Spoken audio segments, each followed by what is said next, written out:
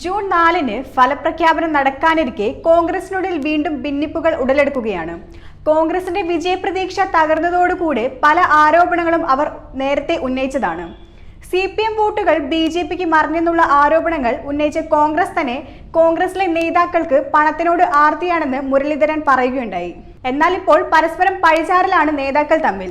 കോൺഗ്രസ് നേരത്തെ പറഞ്ഞുവിട്ട ആരോപണം വീണ്ടും കുത്തിപ്പൊക്കി ഒരു സംഘർഷം ഉണ്ടാക്കുകയാണ്.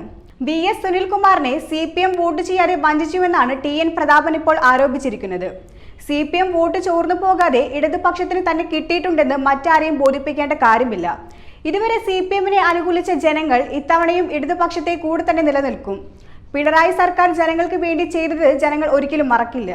മാസപ്പടി വിവാദവുമായി ബന്ധപ്പെട്ട് ED കേസൊതുക്കാൻ വേണ്ടിയാണ് BJPക്ക് വോട്ട് ചെയ്തതെന്നാണ് ആരോപണം. പ്രതാപന്റെ ആരോപണം അറിവില്ലായ്മയാണെന്ന് LDF തൃശൂർ ജില്ലാ കൺവീനർ അബ്ദുൾ ഖാദർ പറഞ്ഞു. വീരവിവാദങ്ങൾ പറയുന്ന കോൺഗ്രസിന് തിരിച്ചടി കിട്ടുമെന്ന് ഒരിക്കലും കരുതി കാണില്ല.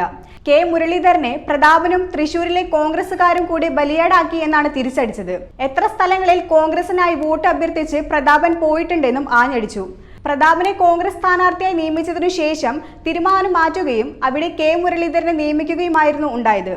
ആ സമയം അവർക്കിടയിൽ വലിയ രീതിയിൽ സന്തോഷ പ്രകടനങ്ങൾ ഉണ്ടായെങ്കിലും അതിനെ തുടർന്ന് കോൺഗ്രസിൽ അസ്വാരസ്യങ്ങൾ ഉടലെടുത്തിരുന്നു. അതിനുശേഷമാണ് വോട്ട് മറിഞ്ഞെന്ന ആരോപണവുമായി രംഗത്ത് വന്നത്. കോൺഗ്രസിന്റെ ബൂത്ത് ഏജന്റുമാരുടെ കണക്കിൽ 1/4 ലക്ഷം വോട്ടിന് K മുരളീധരൻ വിജയിക്കുമെന്നാണ് കോൺഗ്രസ് വിലയിരുത്തുന്നത്. എന്നാൽ കണക്കുകൾ പിഴയ്ക്കാനുള്ള സാധ്യത തള്ളിക്കളയാനുമാവില്ല.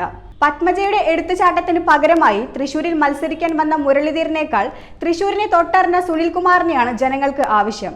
കോൺഗ്രസിൽ നിന്നും പത്മജ പോയതുപോലെ മുരളീധരൻ പോവില്ല എന്നും ഉറപ്പു പറയാൻ പറ്റില്ലല്ലോ.